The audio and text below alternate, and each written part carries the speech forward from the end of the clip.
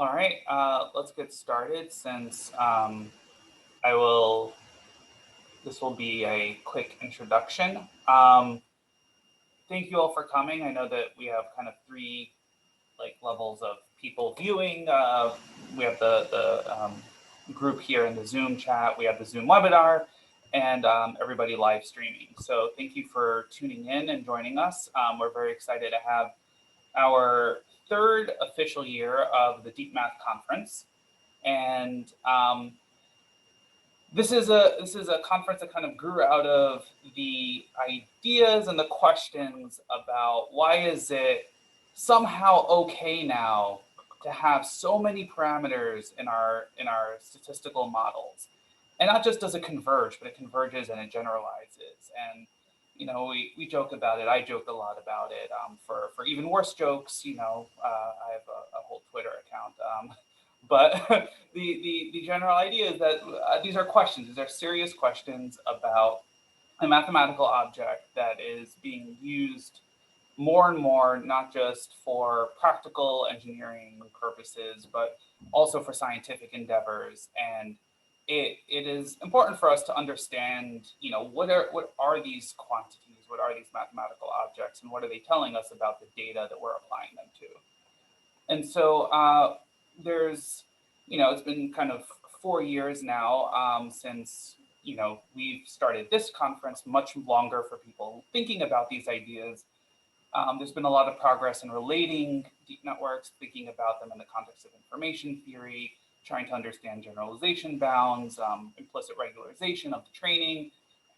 But there's still many questions remaining, and we're hoping that this conference gives people a place to interact and to talk and to share ideas from a broad range of backgrounds into a coherent discussion of what are the theoretical guarantees and ideas that are underlying these networks.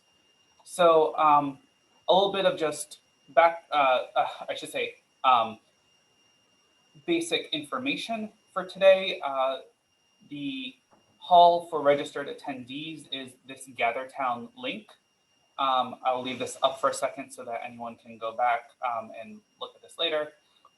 The public live streaming link is for the talks, but you can feel free to share this around and spread the knowledge and let more people listen to the talks than just the conference attendees. And please do not share the Zoom webinar link, though, just so we can keep things sane. And the conference website has the full schedule along with the conference booklet with information on the poster session, as well as the other contributed talks. Posters will be up for the entirety of the conference, all of today and tomorrow. So any attendee can go look at the posters whenever. We have 2 poster sessions, both today and tomorrow, noon to 2 p.m. Eastern today, tomorrow, 12:25 to 1:45 Eastern. We had a poster session favorite poster vote last year. I'm looking forward to hearing the update of that poster this year. So please, once you've gone and looked at the posters, vote for your favorite poster at this link. And yeah, later today we'll hear an update from last year's winners. So brief look at the schedule. I'll just leave this up so that people can take a look. It's also on the website. We've got lots of great talks today. We try to add breaks during the day so that we don't get Zoom fatigued. So, take the time to rest your eyes and step away from the screen for a minute or look at the poster session. And tomorrow we have a similar schedule. So a brief word of thanks, both to the advisory and I will call them the actually taking care of business committee. So people at Clayton, Melissa, Hande, Jody, Davish, Peter over who've been handling our details situated, I guess, at Princeton. That's where a lot of us come from. And our advisory committee, John Cohen, Daniel Lee, Sebastian Sung, Anna Gilbert, David Tank, and Chaim Sombolinsky. Thank you for all your advice. I would very much like to thank all our speakers, our invited speakers for the next 2 days. We are extremely fortunate to have had all of you join us. So in no particular order, Raman Arora, Kamlika Chowdhury, Yanis Korvekis, Stephane Mallat, Artu Singh, Caroline Oner, and Rebecca Willett. So welcome, and we're looking forward to all of your fantastic talks. Thank you to the organizers who somehow found time through this pandemic, and many of them moving to new universities and starting faculty jobs, for still finding time to organize and to put this all together. So thank you all. This has been a challenging year, and I appreciate all of your help. And also our sponsors, we're very lucky to be sponsored by the Simons Foundation, the National Science Foundation, and the Princeton Neuroscience Institute. Our reviewers as well, again, this has been a challenging year. Thank you for taking the time to look at the abstracts and provide valuable feedback. And finally, on a sad note, this last year we lost a important figure in the field. Dr. Naftali Tishby was really someone who was a deep thinker about this type of topic and cared very deeply, a fantastic researcher, a fantastic person. And unfortunately, we lost him this last year. Did really a lot of important work in relating information theory and those types of ideas to neural networks. And so we just wanted to emphasize our appreciation for his presence in the field and his early work, really kind of pioneering a lot of thought processes in this. So he will be missed, and we will sorely lack his input in the years to come. So on that note, give us feedback as the conference unfolds, and enjoy. We're looking forward to these next 2 days, and thank you for joining us. I will stop the insensate humming from my microphone now. All right. Thanks, Adam. So I guess we're now ready to get started on the first session. So hi, I'm Suyan. I'm the chair for the first session. And our first invited talk this morning is Stephane Mallat.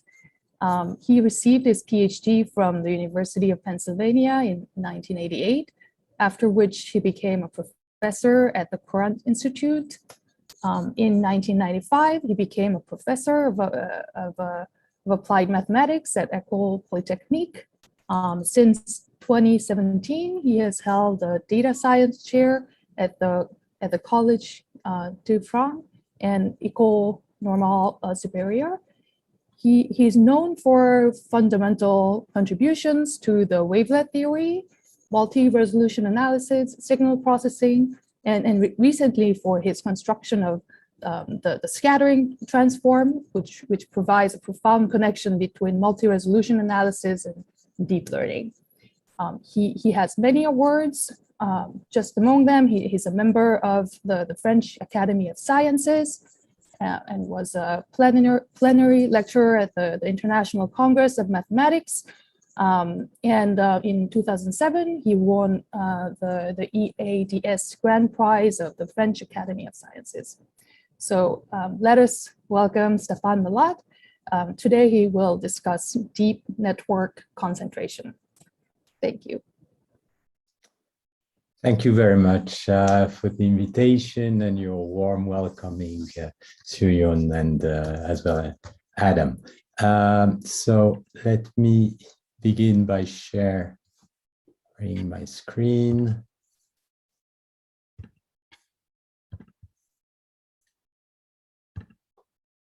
So, yeah, I'll be speaking about deep network theory from a point of view of concentration.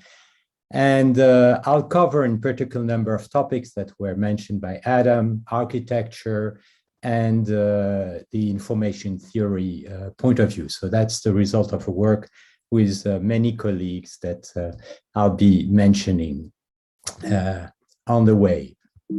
Oops. So let me begin with the global question. We are all looking at high dimensional learning, so that can be in a classification framework, in which case you have your class Y, for example, an image that you want to estimate from very high dimensional data, or it can be a regression problem as in quantum chemistry, where Y can be the energy of the system and X is the state of the molecule. Now, let me begin with a naive question, which is how to state that problem from a mathematical point of view. There are two ways to think about that problem, and in some sense, they come out from the answer to this simple question, which is, what is more difficult, to estimate Y from this data X when D is very large or when D is small? So if you think from a purely deterministic point of view, X is your variable here illustrated in dimension 1, Y is a function of X.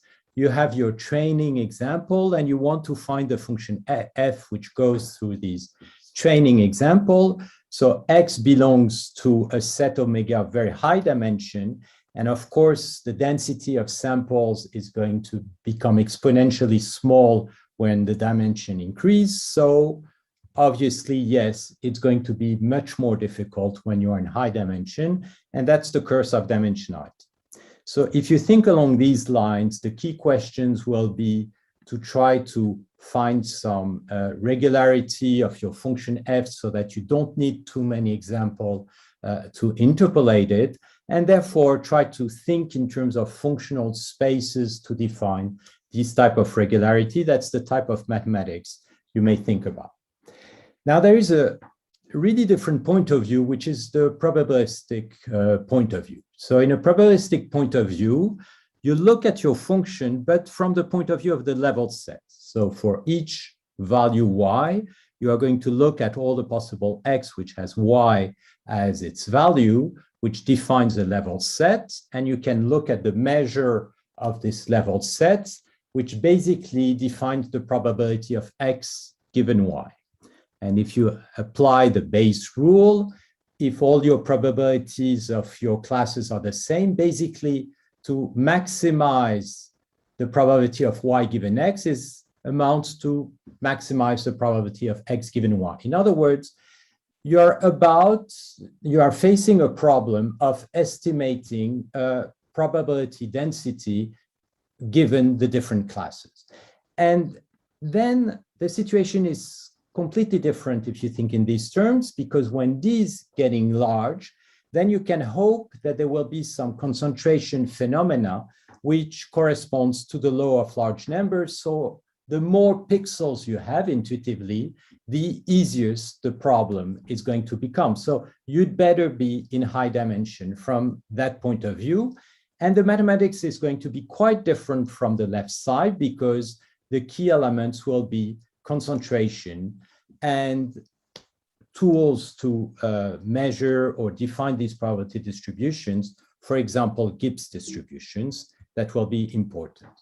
So that's the probabilistic view of deep learning that I'll be following here. So you have two different types of problem, unsupervised. Then what you would like is to estimate the probability distribution of your data given examples. And I'll be picking example from physics. In particular, one very important open problem is to define what's the probability distribution of turbulent flows. It's an open problem since the 40s, as this problem was defined by Kolmogorov at the time. And of course, you have the problem of supervised estimation. So estimate this probability of Y given X that you'd like to maximize. And that can be, for example, for image classification. And we'll look at ImageNet. Now, deep networks. So in deep networks, you have this structure that we all know, succession of convolutional operator for convolutional network, and a nonlinearity that may be, for example, a ReLU. And then you cascade these operators until your last layer, where you have a final linear classifier. And if you maximize the output, which is indexed by your variable y, you'll find hopefully the appropriate class. Now, what has been observed by many authors, and in particular, a beautiful paper by Papian and Donahoe recently, is that if you look in the last layers, you are going to see the different classes that are going to concentrate in very different regions of the low-dimensional space at the output, so that it's going to be essentially trivial at the end to linearly classify them. Now, of course, the question is, how come you have this concentration and separation phenomena that are occurring with these networks? What is the role of depth? Why is it so important to have deeper network? What is the role of the nonlinearities which are coming here? And do we really need to learn these linear operators? What are their role? Or is it possible to infer these linear operators from some prior that you may have about the world? And if not, what should be learned? And is there some element you can know a priori and some element that you need to learn? So these will be basically some of the important questions that are going to be guiding the talk. But I'll be also looking at this unsupervised problem. So for unsupervised estimations, there are many beautiful work that has been done by researchers in this area. For example, Matthias Bedge and his collaborator, what they did is the following thing. Pick a network that's already trained, for example, on ImageNet. Then for each of the layer, in order to precisely, for example, model turbulence, on each layer, they look at the correlation between two images of a given layer. So they record the correlation matrix, and they do that for a typical realization of their random process. And now they resynthesize new realizations, which are going to have exactly the same correlation matrix once decomposed on their network. And if you look at these realizations, they look very good in the sense that they look indeed like turbulence, or these are bubbles. But the question is, what does it mean mathematically? What kind of models have you built with your deep network, and how come it can do such a thing? So in the talk, I'll be looking at the two problems, the unsupervised problem that I'll just describe, and I'll try to give a mathematical model that can explain this kind of generation. And to do so, I'm going to go back to basic elements in information theory and statistical physics. One important element of the talk will be the fact that when you go across depths, you see different information at different scale. And from a physical point of view, that's related to the notion of renormalization group that I'll be speaking about, and we'll see how wavelets come in quite naturally. So across the talk, I'll try systematically to go from simple model to more complex to see really what we gain by putting more nonlinearities and deeper potentially networks. And then I'll go to the classification and regression problem in two contexts, quantum energy regression and image classification. And I'll try to show that essentially the result of the first part immediately transpose to classification and can explain some of the results that you get, for example, on ImageNet. So let me begin with information theory, and in particular, Shanel that you see here, to give the basic on why do we observe concentration phenomena. So the simplest case is you pick n independent random variable. So you now have a vector in dimension here, n, and the probability distribution, because they are independent, is just the product of probability distribution. So the key observation of Shanel is that now if you take the log probability of p of x, the product is going to be a sum. So that's going to be a sum of the log probability of each random variable. And now if the number of random variable increases, they are independent. the law of large number tells you that this is going to converge to the expected value, namely to the entropy, the expected value of minus log of P of x. Now, this result, which here requires independence, extends to much wider setting. Essentially, if you have any ergodic stationary process, if you look at the log probability of the vector of dimension n, if you divide it by 1/n, this is going to converge to the entropy rate. Now, why is that so important? Because that tells you that your data is not going to live anywhere in the space, but is going to be concentrated in a very small, much smaller domain, which is called a typical set, which is basically the set of all points whose log probability is of the order of the entropy. And because of this result of concentration, you know that you have a probability that is going to converge to 1 to be within this typical set. So you know that your elements are there, and basically the entropy measures the number of elements that are there. So if you want to model a probability distribution in high dimension, essentially it's about modeling the geometry of these typical sets. Okay, so how do we do that in statistical physics or information theory? We want to build an approximation of a probability distribution. One way to do that is to measure moments. So a moment, it's the expected value of some potentially nonlinear function of x. So it's the integral of this function against the probability distribution. And we're going to define a model so that for a given family of function phi k, so given family of moment, we reproduce exactly these moments. These are called the observable in physics. And because we have no more information, we're going to impose that this distribution has a maximum entropy, and we end up with the well-known Boltzmann or Gibbs distribution, which basically says that if there exists indeed a probability distribution having a maximum entropy which has the same moment as the original distribution, then it has an exponential form. Not only it has an exponential form, but it's basically a linear combination of the moment generating function phi k of x. So what that basically tells you is that you have two ways to look at the problem. You can view it either as moments that are going to prescribe your distribution, or equivalently through these Gibbs parameters. Now in physics, these Gibbs parameters are basically here the one that linearize the log probability. They are the forces, the coupling parameters, and they are very important to interpret the underlying phenomena. The question is, obviously, how to choose these miracle functions that entirely specify or approximates the probability distribution, and that's where we are arriving to this architecture. Okay, if you, before going into deep nets, you look at the problem. What did we do?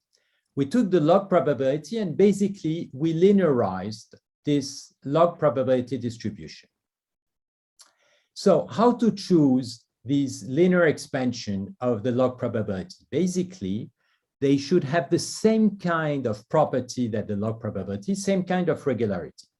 So if you know, for example, that the probability distribution is invariant to a translation of x, you should choose a phi k which has the same invariant to translation, to rotation, potentially to deformation, and therefore diffeomorphism. What is the simplest model that one can think of? If you have something which is stationary and therefore invariant to translation, you can take simply the autocorrelation, second order moments. If you take the second order moment, your probability distribution model is going to be exponential of a bilinear form, so you have a Gaussian model. Good, that's what most people used until relatively recently in physics, and that's what you get for turbulence. So on the top, you see the two turbulent fluids. On the bottom, you see the two images having exactly the same second order moment. This is the Kolmogorov model. And they basically have the same roughness, but you lost all the geometrical structure. So the problem is there how to capture this non-Gaussianity and in particular the long-range interactions. And we've just seen deep nets are able to do that just with correlations.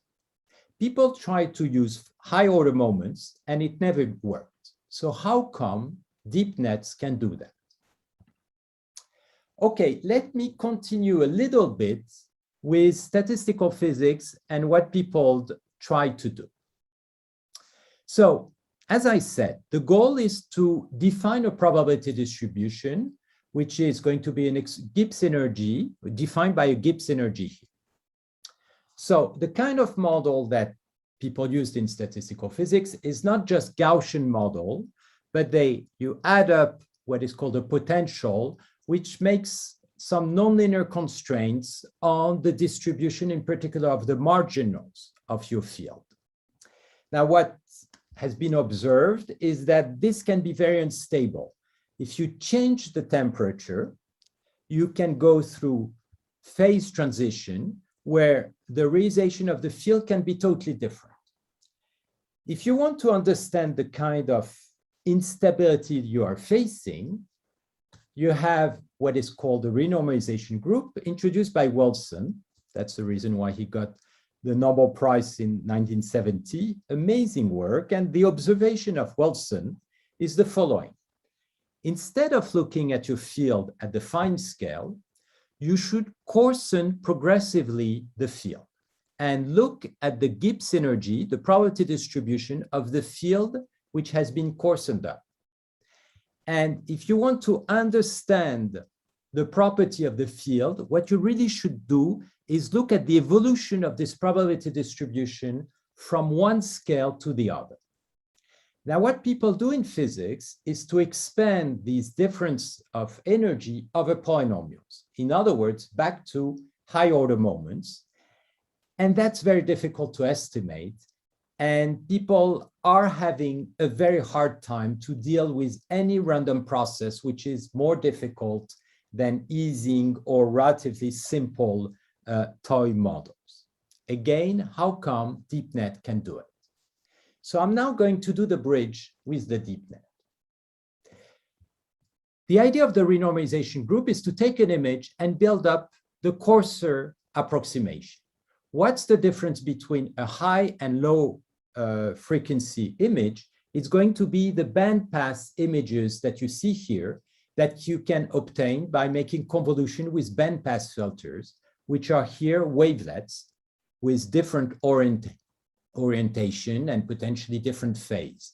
And basically your image is going to be very sparse in this wavelet domain, 0 whenever the image is locally regular, and high amplitude over edges. So these are the wavelet coefficients, the increment, and this is the low frequency. Now the low frequency, you can sub-decompose it into wavelet coefficient and the coarse scale and the coarse scale. So basically you have the coarser image, and each time the increment of information given by the wavelet coefficient. So let's go back to the point of view of renormalization, and I'll again build a link with DeepNet. And that's the work that was done with Thierry Marchand, Misaki Ozawa, and Giulio Biroli. So here you have the probability distribution that you would like to model. What we're going to do is to decompose that in the coarser field and then the wavelet coefficient, the increment element. So the probability of the original field is the same than the joint probability of the coarse field and the wavelet coefficient. Now this, I'm going to express it as the probability of the wavelet coefficient given the coarse field multiplied by the probability of the coarse field. Now the coarse field, I'm going to sub-decompose it as the next coarse field and the wavelet coefficient. And if you cascade that, you express your probability as just the conditional probability distribution each time of the wavelet from the coarse field up to the very large scale, which is essentially going to become Gaussian. Okay, what is happening here? instead of looking at the probabilities distribution here, we look at these conditional probability distribution, which themselves have a Gibbs energy, which express the interaction between the wavelet coefficient and the coarse scale at every scale. And the key observation, which is why renormalization group works so well, is that whereas the original distribution is unstable, if you separate and renormalize, the normalization of coefficients is essentially a preconditioning of the problem. You are going to have something very stable to estimate at each scale. So one example, suppose you want to estimate the physics. So estimate this energy from data. What you can do is, instead of estimating directly, estimate the interaction terms at each scale from moments. And the moments you can take is, for example, correlation coefficient, which are the second order moment. But instead of going to high order moments, we're going to make a ReLU, rectifier, of a linear combination of these coefficients, which is with fixed matrices, which corresponds to the reconstruction matrices. That's like building marginal distribution information. If you do that, you can build models of relatively complex physical fields. For example, here you have the example of weak lensing, which is the distribution of mass in cosmology. And that's the first time, in fact, that that's the work done with Misaki Ozawa and Giulio Biroli. One can compute explicitly the energy, in other words, derive information about forces directly from the field by reverting this renormalization group. Now, what are we doing? We're doing something very simple in the light of deep network. We are building this wavelet transform and just making the interaction over one layer each time. No subdecomposition, one nonlinearity. That works well for this simple example, but it's not sufficient to model complex structures such as turbulence. And the reason is that we have no information about how scales interact one across the other. Let me explain what's happening. When you have a problem where the information has been spread within different scales, indexed by lambda and lambda prime, the information is totally non-correlated. It's non-correlated because the Fourier support of the first term and of the second term are disjoint.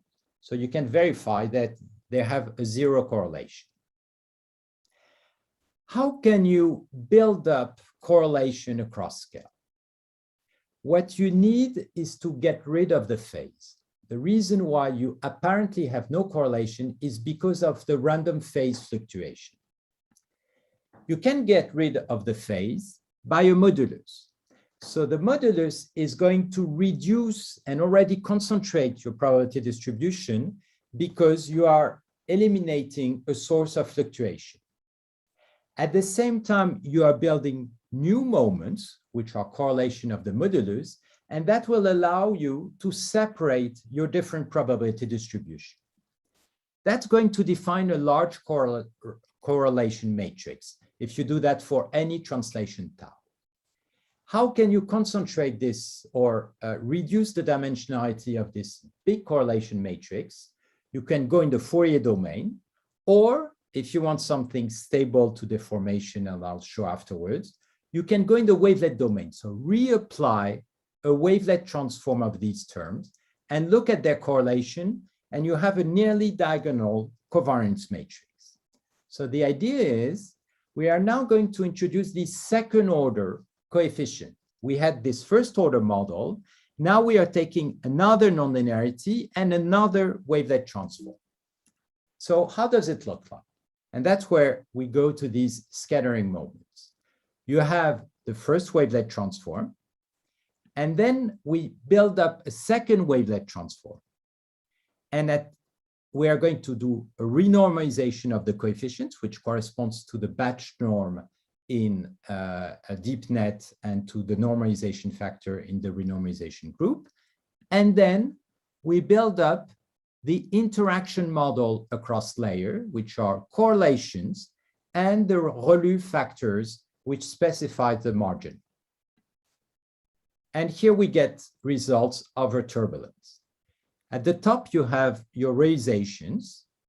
And from one single realization, we estimate these moments and we make a synthesis through maximum entropy. So we get an explicit form of this probability distribution. And here you have a sampling of these probability distributions. And you can see that you not only reproduce them visually, but we can show that we reproduce the high order moments. What's the difference relatively to the beautiful results that Matthias Bedge and his team had obtained? Is that now, instead of having 100,000 coefficients in the correlation coefficient, we only have 2,000 coefficients to characterize these random processes. We did that also over cosmological models, where here you see the filament structure of the mass, aggregation mass in the cosmos. This is a model that was obtained and re-synthesized from these maximum entropy models, where at each scale you measure the interactions through correlation and linear rectifiers. And again, you reproduce high order moments, and you can also, from these coefficients, estimate the 6 cosmological parameters, but that I won't go into more detail. Okay, so what are we seeing here?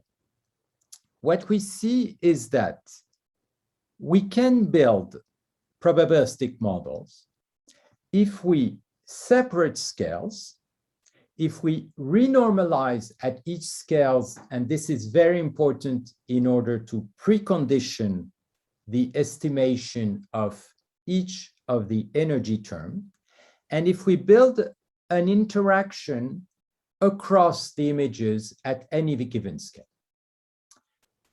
What about classification? Now, classification, as I mentioned, can be viewed from a very similar point of view than the problem of building a model of a data distribution. Because again, if you apply the Bayes theorem, as you all know, the probability distribution of y given x that you would like to maximize in order to find the most likely class of a data x, you can view it as a probability distribution of x given y plus a constant that only depends upon x if all the class probabilities are the same.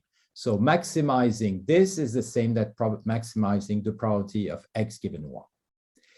If you can find moments which linearly expand your log probability within each class, then basically it's going to be about finding a linear combinations of these moments, and this is going to be the last layer of your deep network. Question: can a deep network build this phi of k of x, and do you need to learn to do so? Okay, so let me again begin with a simple model where you don't learn anything and see how far we can go. If you don't learn anything and you use wavelet filters to separate scale, and then you iterate that, so you again get wavelet filters on the output of your wavelet filter after applying a modulus nonlinearity. And let's say I do that 2 times, as I mentioned previously, and then I average everything to bring everything at the output of my deep network and subsampling. So that's the final averaging operators. I basically get a deep network, but with no learning and no interaction across channels. So it's a very simple network and probably too naive to get good results on complex problem. but let's see how far we can go. One of the important properties of that kind of transformation is that it can build an invariant to translation because you are averaging your coefficients over a domain which is going to get progressively larger and larger, so that you are going to get coefficients which are fully average and therefore invariant to translation when the scale reaches the image size. And the second result is that if the data is slightly deformed, therefore, if the data is transformed by warping the space U by some translation that depends upon U, if you look at the scattering coefficients of the deformed image, because the wavelet transforms separate scales, you can verify that for small deformation, this is going to remain of the order of the scattering transform of X up to a term which is of the order of the size of the deformation. So that's a form of Lipschitz continuity, which basically says locally a deformation is transformed into a linear operator in over the output of your network. So let's apply that to the example of quantum chemistry. So in quantum chemistry, X is going to give you the geometry of the molecule. So it's going to give you the position of each of the atoms and the charge of each of the atoms, which will differentiate carbon from hydrogen, oxygen, and so on. The prior information you have in that case is that if you translate your molecule, and what you want is to compute the quantum energy. If you translate the molecule, the quantum energy is not going to change. If you rotate it, it's not going to change. So you have a problem which is invariant to translation and rotation. That gives you some prior information on the type of function you want to use to specify your energy. And you have something which is stable to small deformation. If the molecule is slightly deformed, the energy is going to change gradually. You also know that these problems are intrinsically multiscale. You have very strong forces between close atoms due to the chemical bonds, and you have long-range interaction due to the van der Waals forces. So that's the work done with Michael Eichenberg, Georgios Xkacharis, Michael Hearn, and Louis Thierry here. So let's represent X as just a sum of Diracs located at each of the atom position, and the amplitude of the Dirac just gives you the number of electrons. You decompose that on your network. What you see appearing by doing your convolution and modulus and again convolution are interaction patterns. These interaction patterns essentially specify the geometry of your molecule. And then you make an averaging, you have all your output channels so that you have something completely invariant to translation and rotation. That's the scattering representation. And then you just do a linear classification. So you do a linear regression to estimate the energy from a database. So basically you have again a convolutional network without learning, without channel interaction, and the learning is just on the last layer. So that was tested on a database with 130,000 organic molecules. And on that type of database, you get an error which is of the order of the DeepMath that are fully learned. However, in these problems, you have a relatively simple molecule. These molecules have at most 30 atoms and few heavy atoms. If I was to compare this problem to image processing, this would be a kind of MNIST problem. In fact, if you try on MNIST, which is a very simple problem, same thing. You can get results with a scattering transform, which is of the order of a learned DeepNet. Why? Because in these problems, the only real parameters are of a digit, which is a handwritten digit, is going to be how you deform your handwriting. and deformation translation are essentially linearized by your scattering transform, you know a lot of things about the problem, so you don't need to learn the DeepNet. If you do texture, you do as well as DeepNet, but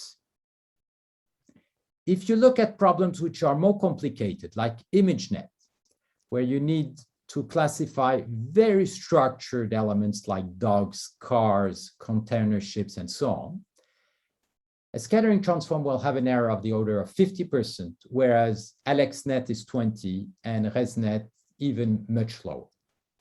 So the question is, what is learned in these problems? How come you are so far from the real, the kind of things that you obtained with a DeepNet? If you come back to the idea of, and that's the work of Florentin Guth and John Zarkin. If you come back to the idea that we previously explained in the case of unsupervised learning, you realize that, of course, it's not sufficient to decompose your image into different wavelet bands to capture a probability distribution. It's very important to understand how they interact. Here it's going to be across angle and with the low frequency. It's also very important to renormalize things in order to stabilize all calculations. When you go to the next scale, where this wavelet transform is going to be subdecomposed, it's again very important to relate all the images.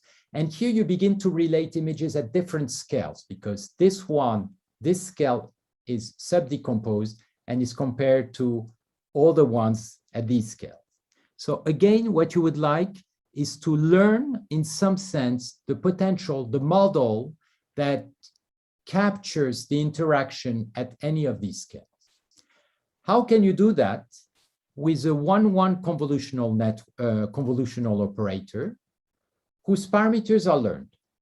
In some sense, this is the physical potential that you are learning here. So the way the algorithm goes is you apply wavelet filters. Nothing is learned here. Spatial filters are not learned. The only thing that are learned are the interaction across scale. And then you apply a modulus. So the only nonlinearity that we're going to apply is the modulus which kills the phase. Same thing, the next scale, you reapply your 1-1 convolutional operator. Same thing at the next scale, and so on.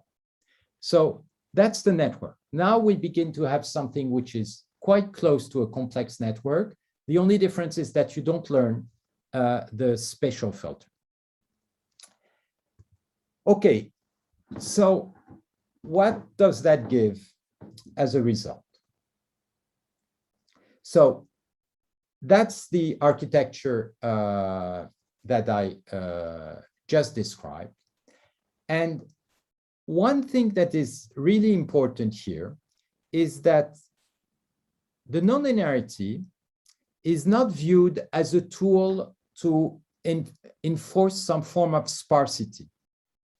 The nonlinearity, by killing the phase, is locally building some local invariant, because the phase is here, is reflecting here some local translation information. So if you do, as I mentioned, in the case of a database like CIFAR, or in the case of ImageNet, a simple scattering where you have no interactions within the layer, the error is about 4 times bigger in the case of a scattering transform compared to what a ResNet 18 can do. If you learn the potential, so you just learn these 1-1 convolutions, then you go at the level of the ResNet. So that shows that the whole information that is within the problem is really the interaction potential. The spatial filters can just be wavelets, so scale separation. The key question is how to build up this interaction. Now, the real problem now is to understand these interaction potential. And that's where it's interesting to come back to much simpler problem, like easing 5-4, even the simpler case of cosmology, where we know about the physics and the fact that we have gravity, and therefore it defines some time of interaction. In these cases, one can get some information about what kind of potential are relating the different bands. In the case of ImageNet, at that time, we really don't understand what these potentials are about, what kind of one-one convolutional operators are there. And from my point of view, that's now really the challenge in order to understand better the nature of what is being learned. So let me conclude. And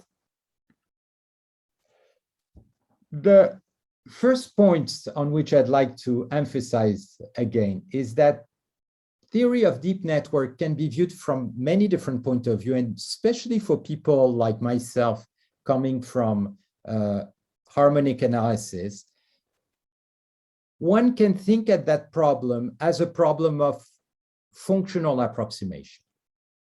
And I must say that was the way I was looking at the problem for a long time. And I think that's the wrong point of view. It's not well adapted. I'm now quite persuaded that, and in fact, that's the point of view of most engineers and people developing algorithm in this field. This is really about building a theory of high-dimensional probability distribution. And in that sense, this is a very similar problem to the problem of statistical physics, which is also about building model of high-dimensional distribution. So is that just applied statistical physics? The answer is no. The kind of results that DeepNet are showing and the orientation goes well beyond the tools of statistical physics. And in particular, statistical physics has been very much concentrated about development of energies or Gibbs energy in terms of polynomials. DeepNet goes in the totally different directions.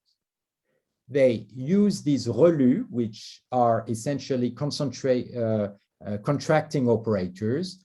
From a ReLU, you can build a modulus. These are about the same kind of tool. You can go from one to the other or the other to one, but it's about totally different nonlinearities. The other important points that I think are behind all that is that what I mentioned, this issue of multi-scale decomposition, which in physics is essentially called renormalization group. So renormalization group, many people have been pointing out the similarity between DeepNet and renormalization group. Here again, I think we can advance the state of knowledge in statistical physics around renormalization group, because it's a beautiful tool.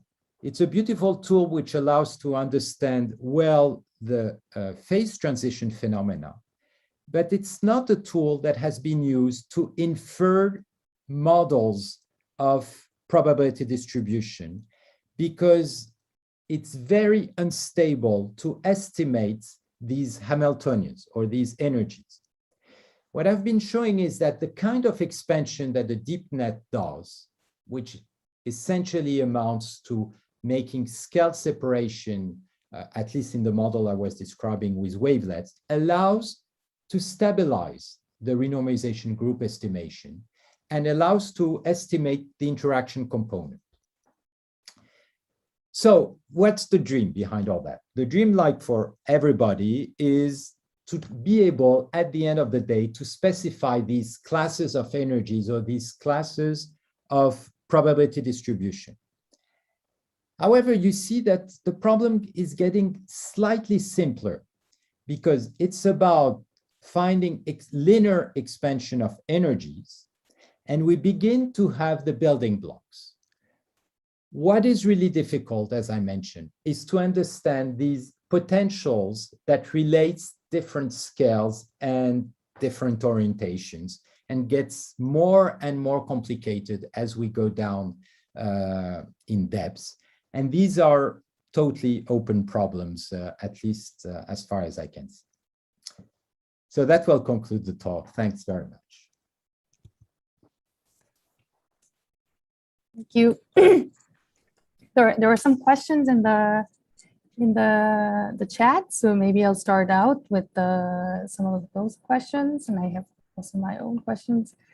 And the panelists, please feel free to also comment. So one question that appeared from the attendees was in the first part of the talk, could you please go over what parts of the scattering network were fit to generate the moments? Are scales fit independently or jointly? This is a question from Cameron Harris. Okay, so let me go back to the share screen to show that. So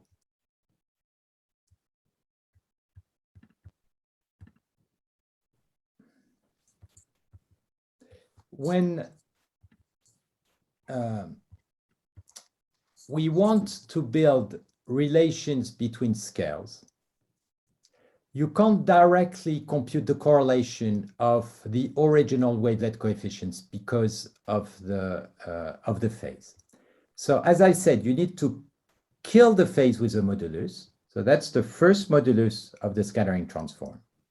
And then you have a covariance matrix. And if you want to compress the covariance matrix, you apply a second wavelet transform and you get the correlation. So on the network, as I showed, it abouts to compute a second order scattering transform and then compute correlations across each of these lines. Now, if you just keep the diagonal, you don't keep correlate, you can just keep basically averages independently of the different coefficients. But if you want to keep correlations between different angles, which is really important in the case of turbulence, then you get the coefficients that I just showed. So basically, the moments are scattering coefficients. You prescribe your probability distribution by prescribing your scattering coefficients. That's how you build up your models, and that's how you build up that kind of models of turbulence. Thank you.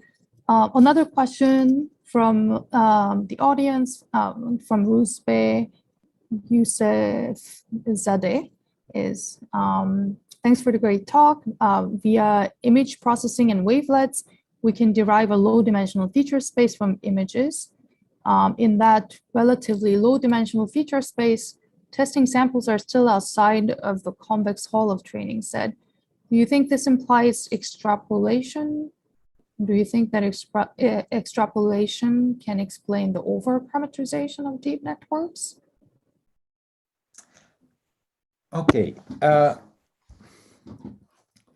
If I understand what he said, is the first thing is that if you compute the wavelet coefficient and you do just compute simple linear interpolations between them, you get outside the set. In other words, the typical set is not just a linear space calculated from the wavelet coefficient, and that's absolutely true, including for images like that.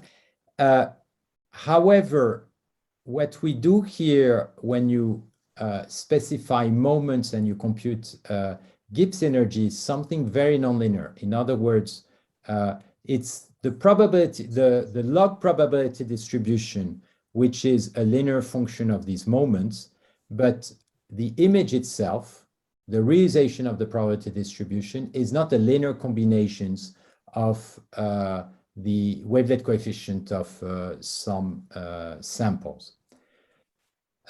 However, the question is indeed interesting, is that how all that relates to the issue of overparametrization.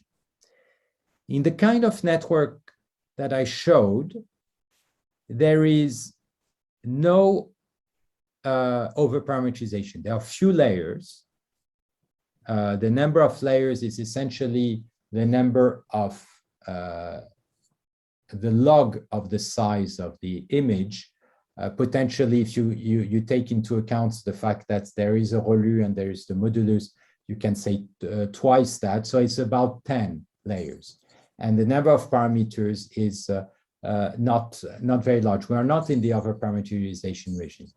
My impression is that the overparameterization regime is extremely important when you want to fully learn and to go beyond the kind of accuracy that we have to learn.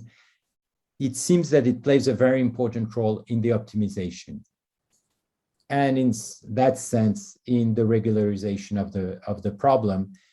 I'm not sure that it plays a role on the type of model that I'm showing, where I try as much as possible to reduce the importance of the optimization problem.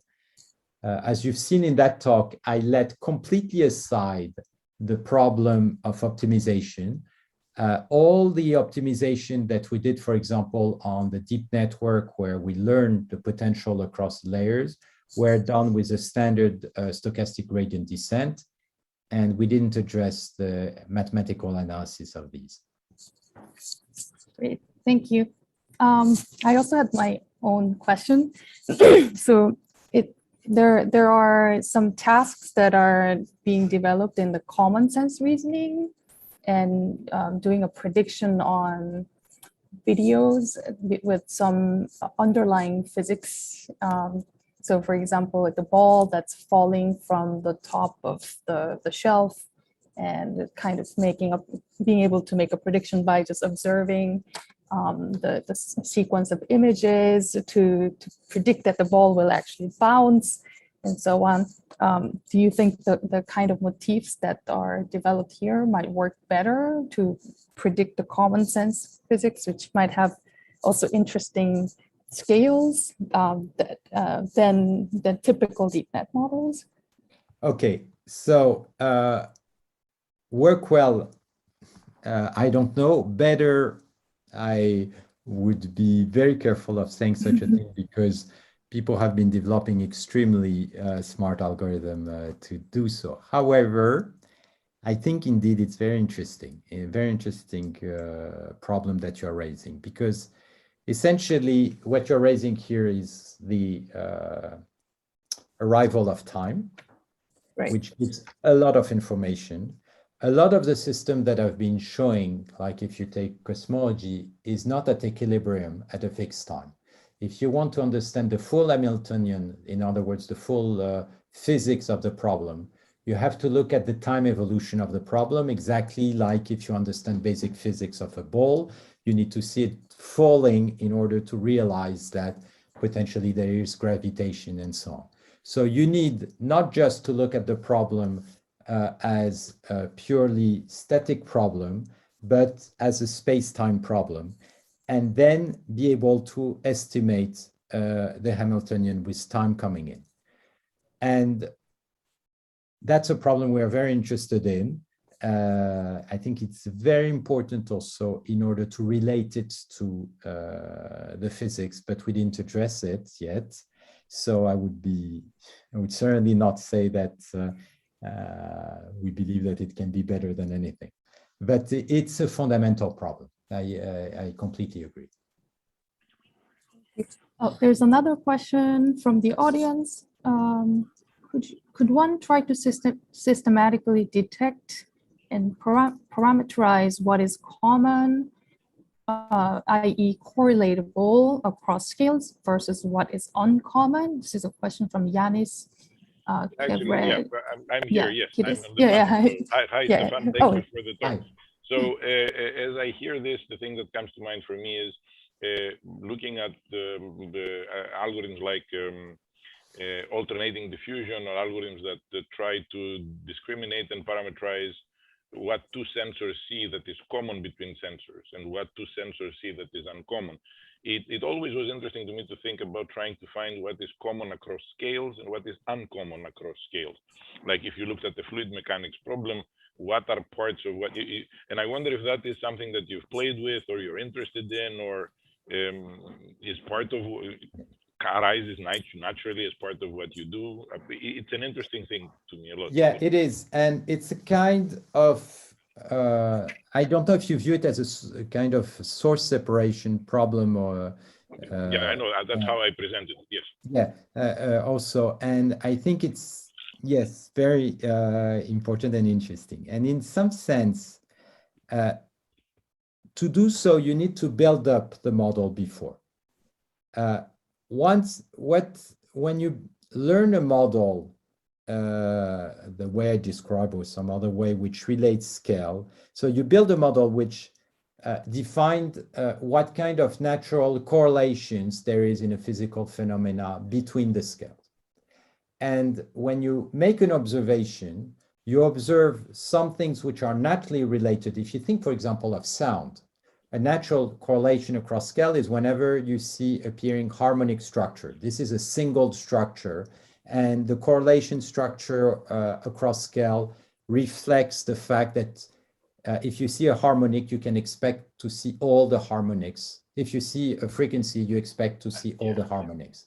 And if you see a second harmonic series of harmonic, these corresponds to two different musical notes.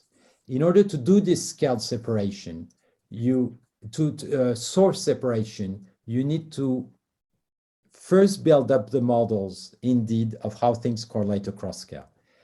So, and a very interesting problem. Yeah, I think it's a way to go. Yeah, what I was thinking more is, first we find, I was thinking of more as a learning what to learn problem. First you find what correlates, then you learn the correlation. But the way that you said it was different. Anyway, thank you. We can discuss it. Okay. I have a quick question that maybe is a little bit more on the practical side, but when you select the wavelets for these decompositions and the way that you describe them, there's assumptions made in terms of like what types of wavelets and what polynomials they're annihilating and stuff like that. And if you select in a certain way, does that give you an indication of what the depth of the network is required, right? If you are not annihilating polynomials fast enough or something. Yeah. Okay. So here, the choice of wavelet, we essentially use Gabor function or Morley functions, and you indeed need to build up a reasonable wavelet which has enough vanishing moments, which is relatively well localized in frequency. But then that's it. The optimization of the wavelet is not so useful. The depth is more related to how broad should be your receptive field at the end and how stationary are things. Because if you look at a problem like ImageNet, this blue sky is always at the top. And if you see blue at the bottom, it will be maybe a different texture because it's the sea. But the sea is, you see, it's not stationary, fully stationary. You have some form of localization. So you don't want to go at extremely large scale. And in fact, that has been very much reflected recently by people who are doing patch analysis on patch of size 16, and then they forget about space and they use transformers to compute the relation of patches between themselves. Because beyond 16, stationarity in this problem is not so fundamental. So depth is more related to the number in our case, the number of scale. Now, why? Yes, so that's but I'm not claiming either that the depth of a network should be log of the number, the size of the image, like log n. Again, there are good reasons for having much deeper network, but that I don't fully understand. Very awesome, far. thank you. There's one more short question in Q&A from one of the attendees asking, can you learn the parameters of scattering networks? So some people did try indeed to learn the parameters of the wavelet. And in fact, in audio, there is someone called Neil Zegidur, who not only learned the parameters of the filter and the nonlinearity that should go, should it be a modulus or something like that, and does get improvements. So you can probably get improvement by specializing the wavelet to the problem and maybe make it. This is a kind of plain vanilla model, which simplifies the math, but therefore is probably not as effective as what you could do if you further learn. Yes. I'm also curious if scattering nonlinearities could be used as a probe. Sometimes people use it some fundamental nonlinearities as a probing method on the representations that in terms of like, yeah, how complex the representations are, or how much. Yeah, I think there is an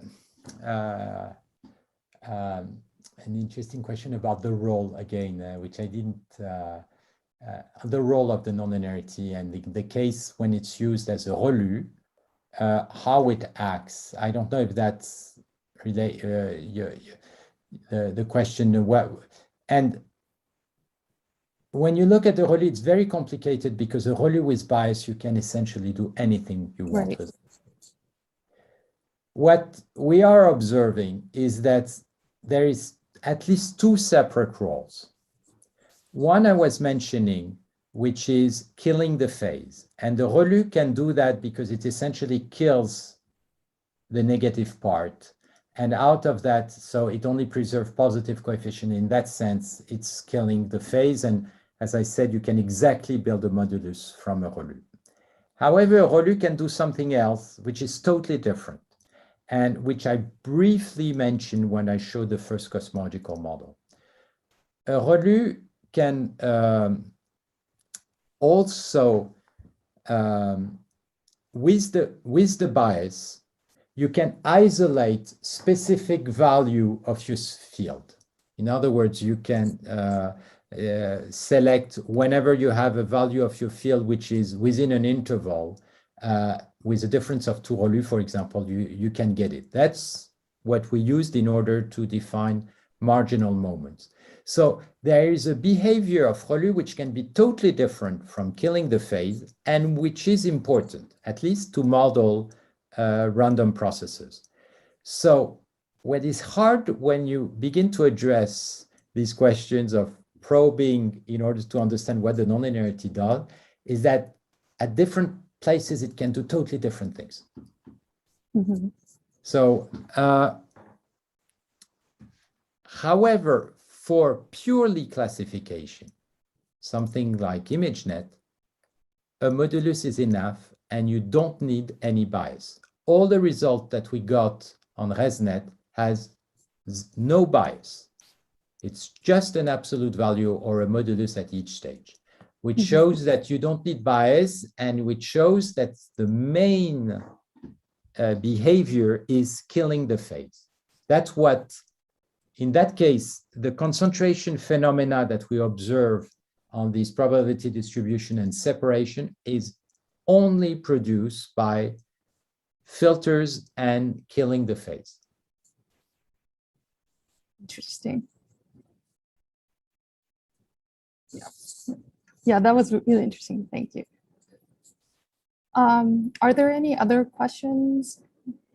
I think otherwise we need to move to the next talk, but let's thank Stephane. Yeah, thank you very much for an insightful talk. Thanks. Thank you. So I think we will now introduce the second speaker. So our next talk is a contributed talk from Shanel Gauthier, who is currently at the University of Montreal and Mallat, and he will tell us about parametric scattering networks. Thank you. Hello, I'm going to share my screen. Awesome. Are you able to see the screen? Yep. Okay. So thank you very much for having me today. I know for some people it is quite early, so thanks for being here. My name is Shanel Gauthier. I'm a master's student in computer science at the University of Montreal and Mallat. So today I'm going to present our work on parametric scattering networks. And this is a collaborative work between the University of Montreal, Concordia, Waterloo, and also between the Flatiron Institute and Mallat. So now let's talk about our motivation. So what we wanted to tackle is the limited label data challenge. And the reason why is because we're doing a work in affiliation with a hospital. And I have to say, the number of labeled data is small. And in the past decade, a lot of time, a lot of effort was put in building massive data sets.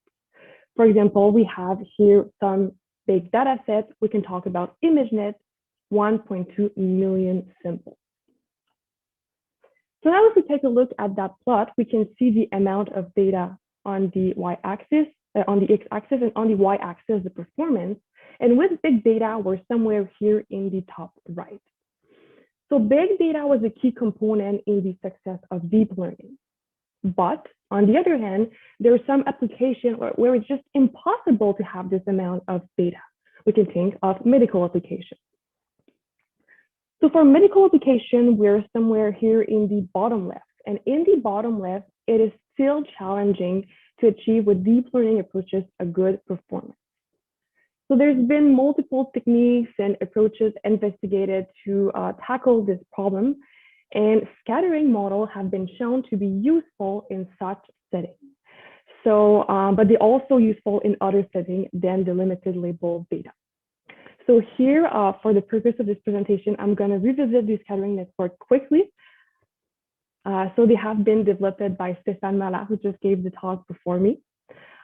So how are we building the scattering coefficient? We're in fact constructing the coefficient by doing this cascade of wavelet transform, complex modulus, and low pass filter. So these scattering networks have been studied as mathematical model to understand the success of convolution neural network. But the main difference between both, in the convolution neural network, we're learning the filters, while in a scattering networks, we're using fixed predefined wavelet filters. So here we have an example where we see the real part and the imaginary part. So scattering have been applied to image classification by Joan Bruna and also to audio. So it has been applied to multiple domains. So a typical example of a wavelet used in the scattering transform is the Morley wavelet. So here we're able to see the formula, and what we can see is that there are 4 different parameters that we can adjust. So here in the table below, we can see the 4 different parameters. In this slide, I'm visualizing the real parts of the Morley wavelet. And I'm playing around the four different parameters to see the individual effect. So for example, for the Gaussian window scale, my mouse is here. Okay, so for the Gaussian window scale, if we increase the value, we can also see the effect. So we're less localized in the signal space, and we will be more localized in the Fourier space. Similarly, with the global orientation, we can rotate the wavelets, and we can see the effect of increasing the frequency scale and also the aspect ratio. So traditionally, the wavelet have been carefully constructed to form an efficient tight frame.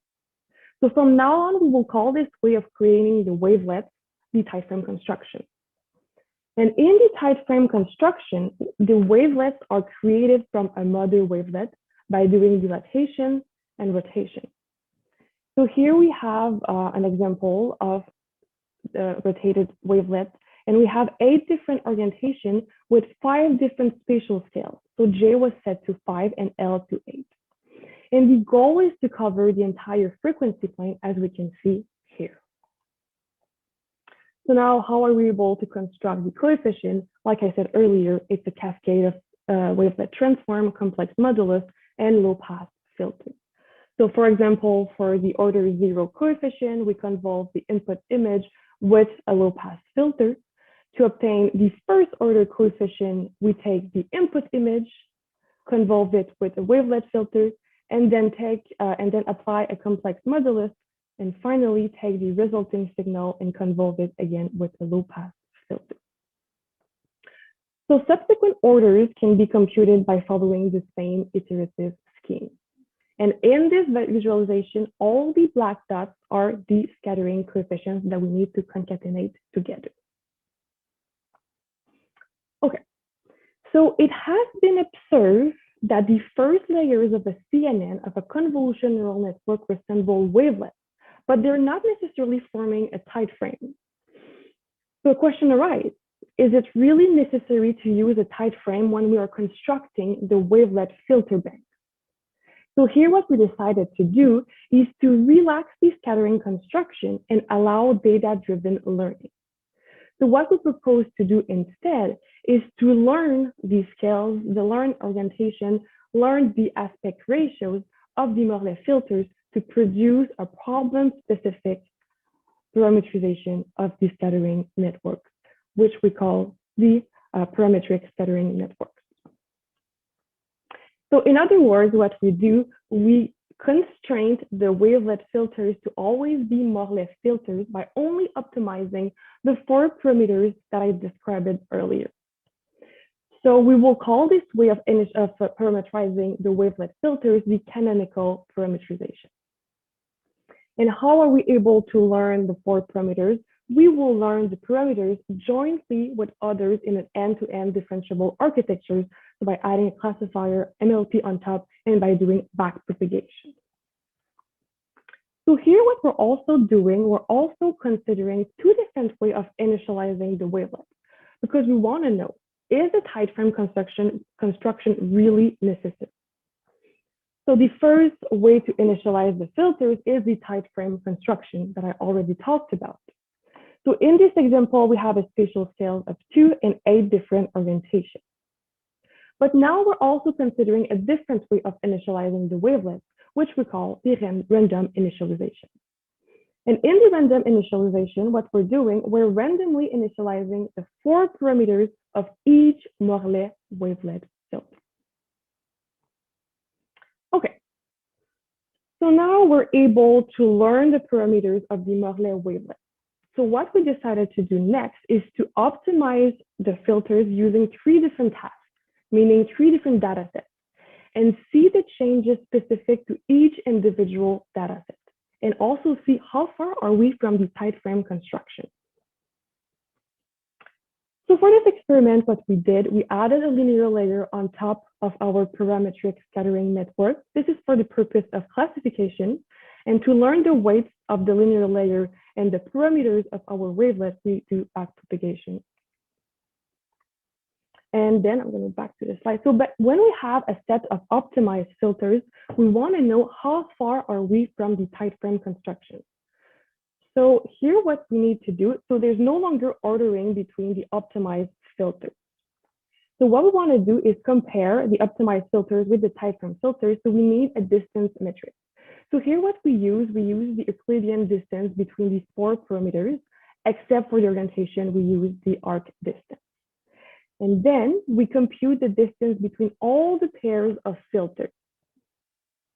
And then use a matching algorithm to find the minimal distance to match between the 2 sets of filters. So here we have an example below. So the first row are optimized filters after being learned, and below we have the tight frame filters not optimized. So our matching algorithm matched those 2 filters together, those 2 together, and so on. And here, let's define the filter bank distance. So the filter bank distance is the sum of all the distances between the matched filters. And this distance is used only for analysis purposes. And we train on 3 different tasks. so on 3 different data sets. So we use natural images, so CIFAR-10 images. We also use medical images, so in this case, chest X-ray images, where the task is to identify the presence of COVID-19 or not, so binary classification. And the last data set is the KTH TIPS2, which is a textured data set. And the reason why we selected this data set is because scattering coefficients have been shown to be useful for texture discrimination. So based on the resolution of the images, we set the spatial scales for CIFAR to 2 and the spatial scales in the scattering transform for the other data set to 4. Okay, so now let's start with the first plot here. So we have the epoch on the x-axis and the filter bank on the y-axis. For this experiment, all the wavelets were initialized using the time frame construction. So that's why at epoch 0, the distance is also 0. So blue are the wavelets optimized on CIFAR-10, red on COVID, and yellow on the texture data set. So what we're able to see here is that all filters deviate quickly from the time frame, but the texture one deviates the longest and the most. So now the rest of the visualization are in fact the wavelets in the Fourier domain. So when you see the black borders is the time frame construction, so as a reference. So here we have a spatial scale of 2 with 8 different orientations. And below we have a spatial scale of 4 with 8 different orientations. So now if we take a look at the wavelets after being optimized on CIFAR in blue, in red COVID, or in yellow in texture, what we're able to see is that for the texture data set, the wavelets are now wider in the Fourier space. So it means that they are less orientation selective. While for CIFAR and for the COVID data set, they're more thinner, meaning they're more orientation selective.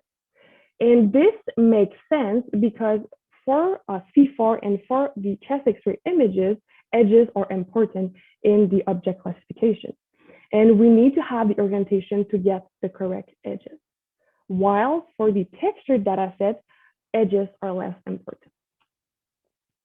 So here the takeaway from this experiment is that each data set specific parameterization seems to discard unneeded information in favor of accentuating problem specific attributes.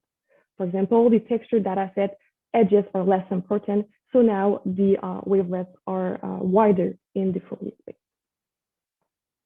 Okay, so now we need to keep in mind the motivation was to tackle the limited label data challenge. So here what we decided to do is to evaluate our approach on limited data settings. We did consider 2 different architectures. So the first one is to use our network and then add a linear layer on top. And the second option is to use the scattering transform as the first layers of a convolution neural network. Also, for this experiment, we use the same 3 data sets. So natural images, medical images, and texture discrimination. However, for CIFAR-10, we also consider a different way to optimize the wavelet filters, which we call the pixel-wise optimization. So here what we did, we initialized all the wavelets as Morlet wavelets, and instead of learning the Morlet parameters, what we did, we optimized the pixels of the wavelets. In other words, we did not constrain the filters to always be Morlet. Okay, so now we can start by looking at the results on CIFAR-10, so natural images, and let's start by looking at the result when we add a linear layer on top. So when we see LS, it means learnable scattering. And when we see S, it means scattering, so the traditional with fixed wavelets. We have different initialization schemes, so time frame and random. We also have different ways of parameterizing the wavelets. So pixel-wise, we optimize the pixels, and canonical, we learn the parameters of the wavelets. And then we have different sample sizes. So the first thing that we can see here is when we compare pixel-wise with canonical, pixel-wise perform the work. And it shows that in the small data regime, adding the constraint to always be Morlet is beneficial. The second thing that we can see is if we compare learnable scattering with scattering starting with tight frame, there's a gain in performance when we learn the Morlet parameter. And finally, if we compare starting at learnable scattering, starting with tight frame versus starting randomly, what we're able to see is that with enough training data, we're able to get a similar performance. And here we have a visualization of the filters before and after, depending on how they were initialized, and this is the real part. And now if we replace the linear layer with a CNN, so the first layers is the learnable scattering of a convolutional neural network. And also if we consider a CNN train alone, so with no scattering prior, what we're able to see is that the learnable scattering initialized with the tight frame construction outperforms the fully trained CNN on 100 samples and 500 samples, showing the effectiveness of the scattering in small data regimes. And now if we take a look at the result on the chest X-ray images, by starting at looking with the linear layer on top of the network, we are seeing similar results than on CIFAR10. So the best performance is achieved with the learnable scattering starting with tight frame. And if we replace the linear layer with a CNN on top, what we're able to see similarly that the learnable scattering starting with tight frame outperforms the fully trained CNN. So this shows the viability of our approach on real world data. And finally, the result on texture data sets. So here the protocol is a bit different. So for C4 and COVID, we did train on 100, 500, and 1,000 samples. But typically for this data set, what people do, they train it on one sample and test it on the rest. So sample means different folders when you download the data set. And quickly, if we look at the result with the linear layer, what we're able to see is the performance is similar between learning the parameters and fixed scattering. But if we add a CNN on top, then we're able to see the advantages of learning the parameters. And finally, the CNN alone performs worse, showing again the effectiveness of using a scattering prior. So here quickly the takeaways. The first takeaway is that learned version of the scattering yield gains over the fixed one. And also when we start with the tight frame construction, it's a good starting point when we have very few samples, but with enough training data, we can get a similar performance starting with the random initialization. And finally, I'm going to finish with what we're currently doing. So what we're currently doing, we are training our parametric scattering network in an unsupervised manner. So by using the SimClear contrastive framework, so we train as the first step our network using a contrastive loss, and then reuse the network in a supervised manner. And it shows promising results.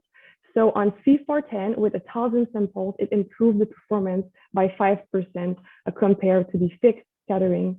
And finally, we're also doing a work in affiliation with an hospital where we want to evaluate our approach on B-mode ultrasound image. So this concludes my presentation. So if you have any questions, this is the time. I will also be available this afternoon during the poster session to answer questions. Thank you. Thank you.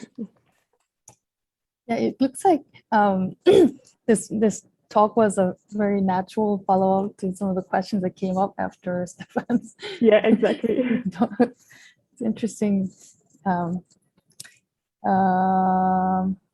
I was actually curious if you wanted for the second part where you were showing the future work on unsupervised learning. So you mentioned that you were thinking of SimClear task, but related to the earlier question about the physics prediction, where you have temporal timescales, have you also thought about using something like a contrastive predictive coding task, where you might have a sequence where no, we have not, but this is actually a really good point that we should take a look. Yeah, yeah, we might be able to look at different time scales and yeah, definitely. So what we did here, it was just like preliminary experiments, just right. to use exactly the SimClear framework and replace the ResNet 50 with our network. But Right. I agree with you. It's something we should definitely look into it. Yeah. It's very interesting. Maybe I have a question. Yeah. So, well, first, thanks. It's very nice, and indeed, answers the question on parameters, and you clearly demonstrate it does improve, and I'm quite impressed by the amount of improvement. I was wondering if you had an interpretation of your learning in the deeper layers, parameters. For the first layer, you can indeed interpret it as you did, as edge extraction and so on. But then when you go to deeper layers, were you able to get interpretations on the kind of parameters and why it did improve? Just difficult. Yeah, it's a difficult question. I'm just going to bring the slide that we talked about. So you're talking, for example, here. Yeah, in the second, so when you cascade, you have the first wavelet, and then again, you have a second wavelet transform. Yeah. Or you just do only one wavelet transform, but you cascade, no several wavelet transform, do you? Yes, we cascade several. Yeah. And the second wavelet transform, you also learn it. Yeah, correct. So then were you able to interpret the modification of parameters that you get in the second one? No, we did not, but it's something that we are trying to do. So obviously the difference in scales also we will like to, because for example, when we initialize the filters randomly versus tight frame, there's a difference in scales and orientation. So we wanted also to try to initialize randomly, but we make sure to have a difference in scales between, but unfortunately we did not have time to do it. And we did not do this exploration, but it is good suggestion that we should definitely, yeah. Okay, thanks. Very nice. Thank you. So I think we could also transition naturally to I think the last part of the session is an open discussion. So we should also feel free to ask questions that came up during this session, and perhaps discuss more freely. One thought I had was actually perhaps kind of going back to the motivation slide of Stephane's talk, where it's clear in many of the prior work that people are starting to observe that there are distributions that are being separated as a result of deep network learning. And I'm curious how the geometric distributions of internal representations might differ between scattering networks versus ReLU kind of networks when you try to get the activations features from internal layers and try to observe it. I guess it's one of the sort of emerging method of analyzing internal layers of deep nets, including my work. Also, I try to look at the geometric properties of representations and how separable they are and what their geometric properties are. And yeah, I'm quite curious as to whether the geometry of internal representations might be different in a scattering network versus, with more standard networks. Oh, I think we can't hear you, Stephane. You're muted. Oh. Yes, maybe to give elements of answer, or rather questions over your question. One idea I had for quite some time was to think that the internal representation could be described as other type of group parameters. So we know translation, rotations, but you could have other transformations that preserve the classes that are unknown and that would be learned by the network. Right. Formally, mathematically, you can always write it. However, the question is whether such an approach simplifies the description of the problem. I am going into a direction that's probably not the most appropriate way to describe the internal geometry. there are groups that we know, and the internal geometry, for example, rotation, translation there, obviously is there, we can see it. But then what are the other structures of these channels? Is there some form of topology, as you are asking? Is there some, I'm progressively drifting in the direction of what many engineers think is that these are features. Whether that means that they are features, that means there are discriminative axes which allows to separate the probability distributions. But they don't need to be within a group structures. Imposing a group structures is quite rigid. And it's not clear that when you move towards higher scale faces, things like that, it's really relevant. And so then it gets more complicated because, my answer would be negative in the sense that I don't think, at least that now, that trying to describe it with group is appropriate. Now it could be described through manifolds, which are much more free than groups. And that's indeed very interesting. I think it's a very central question, what you are asking, whether one can think of these channels as parameters of internal geometrical structures. We are trying to look at it with mutual information measures to see whether one can recover such structures. And indeed, we are trying to do that out of the scattering parameters. So you can see things, but not a convincing story. Right. That would be. Not yet, but maybe in the future. If anybody has an idea, that have you thought about curvature of a topology or something? Yeah, these kind of things can be shown. So things like curvature, you can see how out of scattering coefficient, there is a very nice work that was done by someone called Brice Ménard and Xiao Cheng, who are working in fact at cosmology. And for his thesis, he showed how the ratio of scattering coefficients modify curvatures and can go from shapes which looks like spirals, circles, up to lines, just by modifying ratios.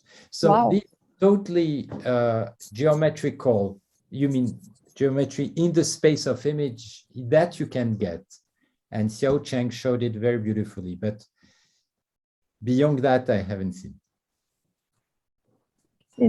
Interesting future direction, perhaps. Yeah. So I'm really interested in this connection with you mentioned measures of mutual information, and I think this relates to something that Shanel was talking about in terms of these modified or optimized filters seem to be removing information that's unnecessary for the task.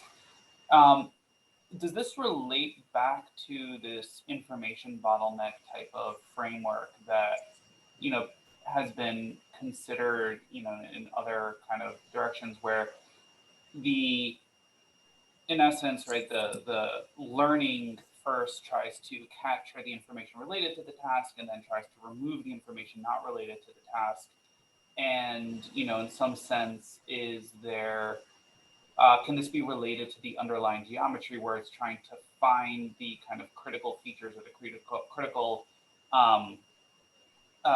critical properties of the underlying manifold, and then trying to remove after the fact? I'm not sure if this can be considered in this framework, or if in some sense the scattering parameters, like the scattering transform, just gets you to the point where you just need to remove information, which seems to be the case from the plot that Shanel was showing. But I'd be really interested in any thoughts on that direction. Maybe there I can give some answers. So when you do a scattering without learning, you lose relatively little information, which is why the representation gets large. And the reason why you don't lose too much information is that because you don't learn, you want to be very careful, and you'd better not eliminate something that is going to be useful. The day you introduce learning, for example, for us across channels, then we can do a severe dimension reduction And so in some sense, it's these projectors across channels that begins to kill information. And that reduction of information gets much more dramatic when you go towards the last layers. And that was observed in the case of DeepNet, where you can almost recover the image from the inside coefficient of a DeepNet if you go until relatively deep. But at the end, obviously, the dimension reduction is much too strong. So the dimension reduction seems not to occur immediately in a strong way. So whether it's the bottleneck phenomena that comes in, I don't know. And again, if you don't learn the scattering, then you are biased towards not killing information. So maybe it's not the best way to view the problem.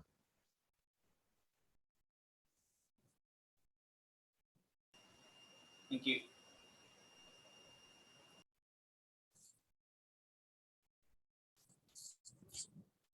I think there were some questions in the Q&A chat, but I think the tech chair has invited them to speak.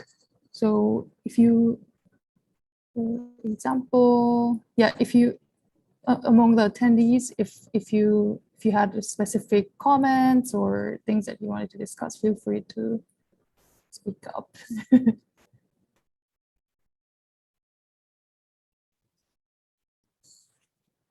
Okay, but while we're waiting, I could probably also add a little bit to the information bottleneck comment. So I have always thought that there could be some connection between the changes in the representation geometry of manifolds, like a perceptual representational manifolds in showing how much information is lost from the stimulus space or something like that. So you can, I don't think many people have shown, but if they're while maintaining a lot of information about the output, if you are keeping only the relevant information but throwing away a lot of redundant or unnecessary information, perhaps the neural manifolds might become less curved or lower dimensional in the representation space. I think I felt like that was the general idea that at least I felt like I shared with Tali when he was around. But yeah, yeah. So there is a question on. By Cameron Harris. Sounds like sparse coding is useful in the unlearned scattering case. And the question is interesting about raising the role of sparsity, because a lot of work has been trying to show that sparsity was important for learning, in particular deep learning, in with this intuition that if you build something sparse, then you isolate important features of the signal. And the kind of finding we are having about that is that, yes, sparsity is really important in the first layer, in the sense that you can build filter which sparsifies. And that's very useful. It gives you a lower representation of your data. However, sparsity doesn't seem to play much of a role in the subsequent layer after the first nonlinearity. And I'll give several reasons for that. One is that once you've done a sparse representation and a nonlinearity, it's if you did an optimal sparse representation, you essentially cannot re-sparsify more after the nonlinearity. The second, and we did experiments by changing the nonlinearity on CFAR on ImageNet, where we imposed that the nonlinearity were essentially sparsifying nonlinearities, in other words, soft thresholdings. And we observed that if we impose it to be soft thresholding in the deeper layers, the performance drops, but in a very dramatic way. The other kind of nonlinearity is, as I said, if you can view sparsity as a way to change the amplitude of a coefficient, and a nonlinearity which sparsifies a nonlinearity which is going to kill the amplitude of the coefficient. The other type of thing you can do is what I mentioned, is kill the phase. And we observed that killing the phase gets you to ImageNet performance. Sparsity doesn't. It does a good job only on the first layer. And this is why sparsity is so important in one hidden layer networks. In one hidden layer networks, it plays a really important role, and one can understand why. But when you begin to cascade, good reasons to think that it's not getting so important.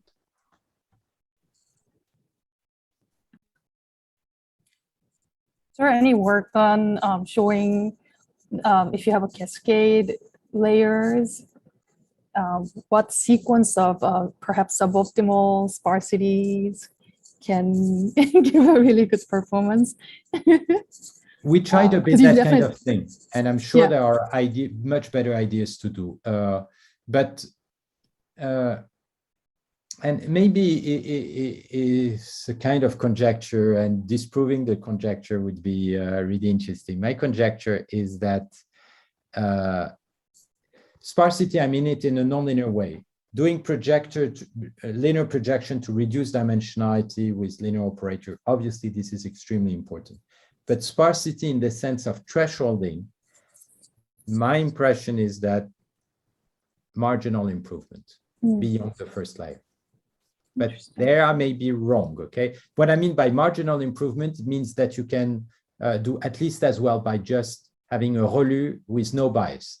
Essentially, no sparsity means no bias in the ReLU in some sense. Great.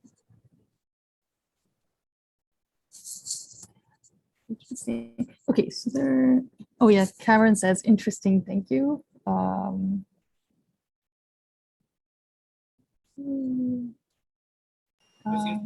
in the Q&A as well. Oh, Q&A, yep.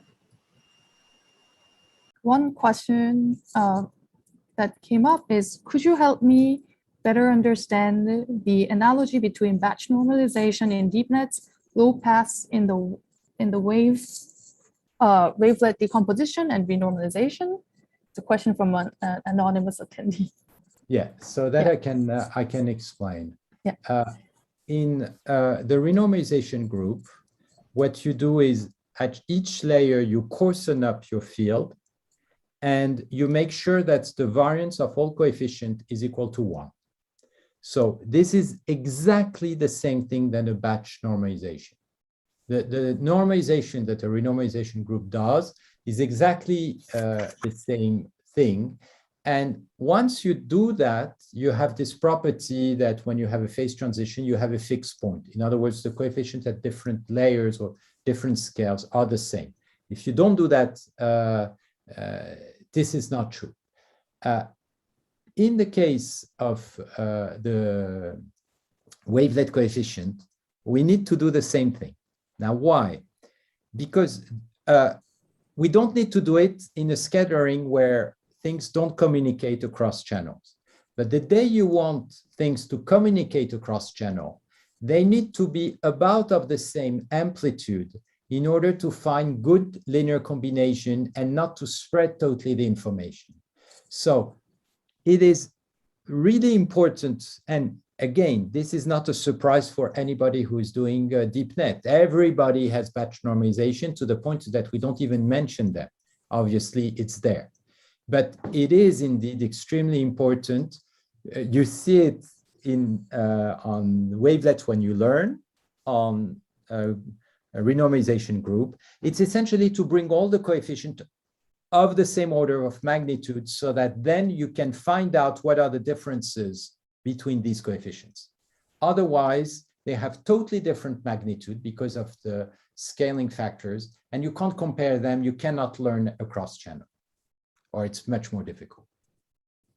Right. Maybe that also has to do with the neural firing rates in the brain, where they have a similar order. Maybe, yes. So there's another question from an attendee asking, what would you consider to be the current problems or directions worth investigating related to scattering transforms?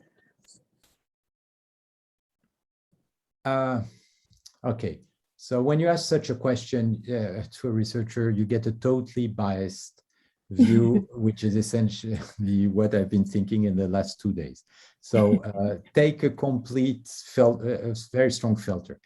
Still, I think that time is now extremely important. I mean, this is something that everybody obviously believes. Also, many people believe in this DeepNet community. The day you integrate time, you have it very interesting property that emerge. There are phenomena which are extremely difficult to grab purely on the spatial image, which are obvious as long as you get the time. And time is not like space. The kind of thing that people did at the time of where they were doing wavelet coding, the first idea that comes to mind is to say, oh, let's do a 3D wavelet transform. But that doesn't work because it doesn't take into account the fact that time is about movements and is much more structured than space. It's much simpler in some sense. This is why at the end, for image coding, people just do velocity extraction. However, deep nets learn incredibly well with time when they learn. So understanding the time dynamics, whether it's for applications to video, whether it's for physics and so on. In other words, what it should be the nature of the filters and how to explain indeed the performance of these networks in the time domain is one direction which is really very open. The other direction, I think, is in the spirit of the talk that was just done after myself about when you learn, because at one point we know you don't reach ultimate performance when you have complex problem. What are you learning? This is still a really, what's the minimal amount of learning? For example, for limited data, as it was shown, you can get very nice results. And what is the nature of the learning? And on that problem, I must say, at least on our side, it was rather failure because we are able to learn that the first type of mathematical models, as I mentioned, based on groups and so on, didn't seem to fly. So what's next? And manifold, what kind of topology and so on? That's the kind of question that Suyun raised, and I think that's also very interesting in these framework. That's very interesting. So I think we're out of time, but this was such a fun discussion, and well, thank you very much again. Yeah, thank you so much for the great talk and discussion. So I guess we'll take a break, and we'll come back, for the second session later in the afternoon.